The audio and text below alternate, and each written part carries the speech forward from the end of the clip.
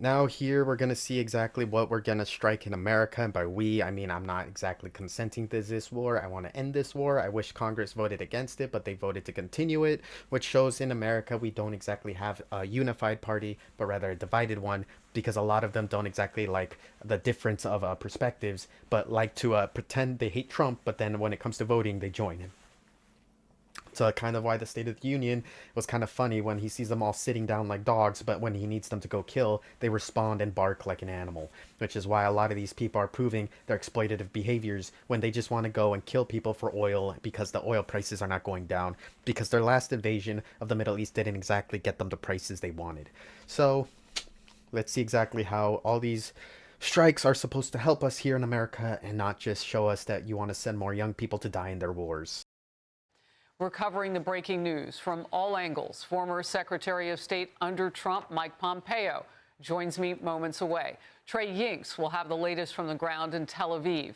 Let's begin with Jennifer Griffin at the Pentagon. Jennifer. Harris, President Trump said last night, says more than 1,000 targets were hit in the first 24 hours. But the most significant news to come out of the Pentagon briefing this morning was when General... Again, they're destroying any and every piece of equipment. They do not want to do anything for themselves. A lot of these people are not exactly original thinkers, which is why you can kind of see the entire military doctrine fall off, because a lot of it is extremely predictable. They're going to hit anything on the outside. They're eventually going to be stuck with everything on the inside through tunnels. They're going to kill a bunch of people that are associated with government, which is going to teach them to hide in the tunnels, which is just ultimately going to end up in a guerrilla warfare, which they have perfected, which is exactly why they're angry at them in the first place, the homeland of guerrilla warfare, which it looks like Latin America still exists. So we're going to see exactly how that works out for them.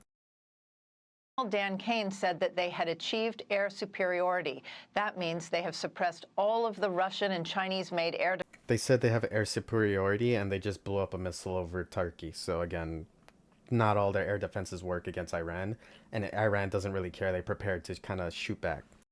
Defense systems in less than 3 days. They did not hold up to U.S. stealth fighter jets and their precision missiles. Now those U.S. and Israeli warplanes can hunt down the mobile missile launchers that are terrorizing the Gulf states. At the press conference today, General Dan Kane, the chairman of the Joint Chiefs, went through a tick-tock of when the president gave the go-ahead. They are going through a TikTok.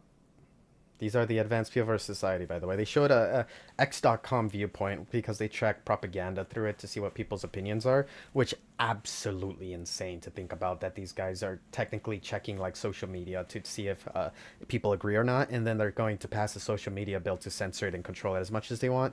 And the majority of the people are going to be just hypnotized into the what I call the stupidity of this country, where every single opinion is going to be controlled. So 3:38 p.m. on Friday, just minutes before landing in Corpus Christi. The first movers were U.S. Cybercom and U.S. Spacecom, layering non-kinetic effects, disrupting and degrading and blinding Iran's ability to see, communicate, and respond. It was a daylight strike based on a trigger event conducted by the Israeli Defense Forces, enabled by the U.S. intelligence community.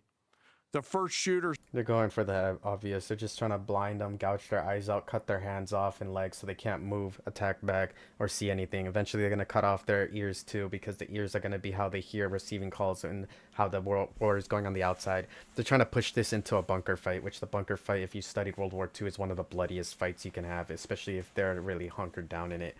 This might be one of the most bloodiest conflicts that are just waiting to explode in our face. At sea were Tomahawks unleashed by the United States Navy, closed in on Iranian naval forces, and began to conduct strikes across the southern flank in Iran. General Kane said more U.S. forces are flowing into the region. Secretary Hegseth would not rule out having U.S. troops on the ground in Iran. He didn't say it, but most likely he was referring to elite special operations units. Again, ground conflict. They're saying they're only putting elite people. I'm gonna cut this because these guys are gonna strike my video for being smart. So we're just gonna react to the clips of like government. Did you not hear my remarks? I mean, we're ensuring the mission gets accomplished, but we are very clear-eyed, as the president has been, unlike other presidents, about the foolish policies of the past that recklessly pulled us in to things that were not tethered to actual clear objectives. They gave few details. These guys also, like they're showing, they shot down a friendly jet. They're not exactly the most coordinated War Department. A lot of these guys don't know who friendlies are because they just hate each other so much. A lot of these guys are not smart. Trump not ruling out sending troops to Iran if necessary. Again, they said they were going to do good. They're not. Let's see this reaction again. The regime of America is not exactly the brightest. This is not Iraq. This is not endless. I was there for both. Our generation knows. He was there for both, and they all knew they was leading back to Iran. So yes, he's like, this is an endless war because he thinks this is the end all be all. But then it's going to be a power grab again, a vacuum, which is just going to build a new caliphate, which is going to respawn the Iranian objectives, which is just going to build a new nuclear facility in some other third world country that they're not going to do deals with America and just build up uranium anyway. So it's not smart. It's just going to happen again. Knows better, and so does this president. He called the last 20 years of nation-building wars dumb, and he's right. This is the opposite. This operation is a clear, devastating, decisive mission. Destroy the missile threat, destroy the Navy, no nukes. They're gonna get so fucking dogpiled. Pakistan has nuclear weapons, by the way, and they're not getting invaded. Because, again, that's where they found Osama bin Laden. But when you have nuclear weapons, you kind of have more authority, which is kind of what Iran was trying to tell these guys, that they just want respect and autonomy and sovereign states and not to be interrupted. And now Pakistan's getting deals against India because India has nukes, they have nukes, they can't go to complete conflict, but skirmishes. Now they're just using them for trade, which is what Iran wanted. They wanted to be used for trade. They wanted to be used as a pivotal point in the chessboard of games that all of you guys play with their lives, except now they can get some money out of it instead of death and destruction. But, of course, American governance proves that if you don't have nuclear weapons, they're just going to keep attacking, which is the nuclear doctrine. Secretary said this war is not about regime change. Yeah, it's just them giving the opinion. Again, this is Fox News. Their opinion's always going to be aligned with them.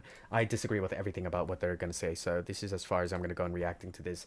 The war is going to be a forever war. They're striking a bunch of stuff that they openly confess was made for 1996, which means all that stuff is pretty much irrelevant and only used against militias or like terrorist operators, which is why anything more advanced than this is going to be a cruise missile or a Mach 15 Fatwa missile, which is just going to blow up anything, go in orbital space, and then strike down. Because once you realize a drone with an explosive on it is better than a soldier with a gun, you send men with drones, and then ta-da, you have the new form of warfare. They don't need their Air Force. They don't need their Navy, though it's nice to have, which is why they built it, but they can just send more, which is why they just go to war with the basic missiles, because the missiles are cheaper than the infrastructure, and the infrastructure can be destroyed, which is what they showed them by striking some of their bases they thought were untouchable.